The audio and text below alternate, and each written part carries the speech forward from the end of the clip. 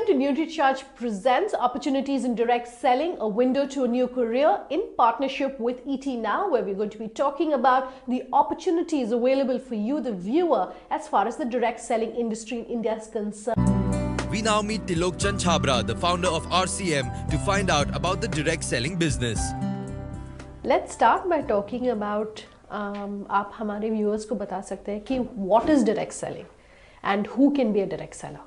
Direct selling जो traditional system जो retail stores के थ्रू प्रोडक्ट बेचे जाते हैं उसके बजाय डायरेक्ट सेलिंग में डोर टू डोर और कंज्यूमर्स जो डायरेक्टली अदर कंज्यूमर्स को वन टू वन कन्विंस करते हैं और प्रोडक्ट सेल करते हैं. ओके. और जहाँ तक कि कौन बन सकता है तो कोई भी अबव 18 ईयर्स का पर्सन डायरेक्ट सेलर बन सकता है, कोई भी. लेट्स ऑल्सो टॉक अबाउट जैसे कोई भी इंडस्ट्री हो, there are always benefit, there is always the challenge. May be you can talk to us about some of the myths और the misconceptions that exist about the direct selling industry. कुछ लोग ऐसा समझते हैं कि ये direct selling के through company जो है पैसा लोगों से कलेक्ट करती है और बाद में उसको देती नहीं है या मनी रोटेशन वगैरह करती है, जबकि ऐसा नहीं है. डायरेक्ट सेलिंग का मतलब प्रोडक्ट बेचने का सिस्टम है, प्रोडक्ट और सर्विसेज. तो ये केवल मिथ है. डायरेक्ट सेलिंग बहुत genuine business. How many direct sellers do you have? We have near about 20 lakhs direct sellers. Why is direct selling in your opinion suited to India as a country? Direct selling में multiple या कहेंगे कि हम ज़्यादा से ज़्यादा लोग इस काम को कर सकते हैं. इसमें लिमिटेशन नहीं है कि जैसे कोई जॉब होता है या एम्प्लॉयमेंट होता है तो एक लिमिटेशन होती है कि 1000 10,000 की वैकेंसी होती है, पर इसमें ऐसा नहीं है. इसमें कितने भी लोग हो तो इस काम को कर सकते हैं. तो हम इंडिया के एंगल से कहेंगे तो मोस्ट सुटेबल बिजनेस है ये. तो यहाँ बहुत ज़्यादा स्कोप है. So, what is your advice for someone who wants to become a direct seller? What is your advice in terms of what they should keep in mind if someone wants to become a direct seller?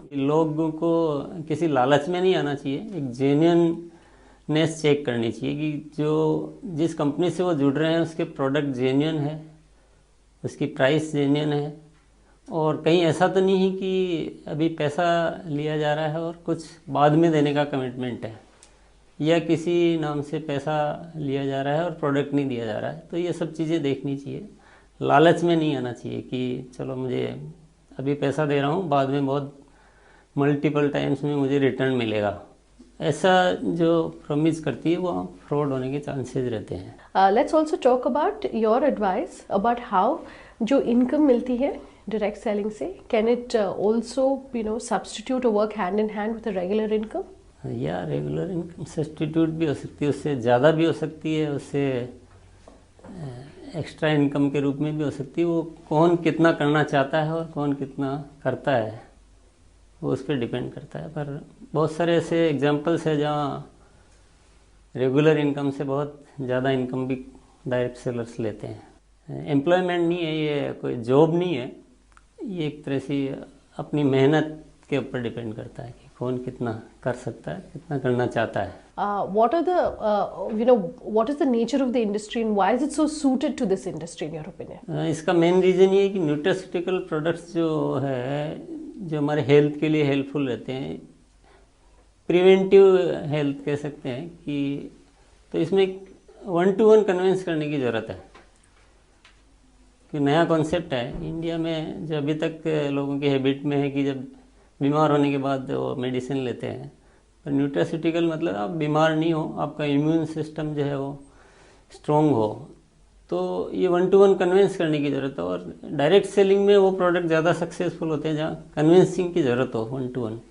इसलिए ये nutraceutical के लिए most suitable है ये system. Your thoughts on perhaps direct selling not being treated as a respected or respectable work or profession? या ऐसा एक वो लोग जो सोचते हैं जो इससे जुड़े हुए नहीं होते हैं, जो केवल सुनी सुनाई बातों पे जो विश्वास करते हैं, उनको ऐसा लगता है कि ये एक रेपुटेड बिजनेस नहीं है, जबकि ये बहुत अच्छा काम है, सम्मानजनक काम है.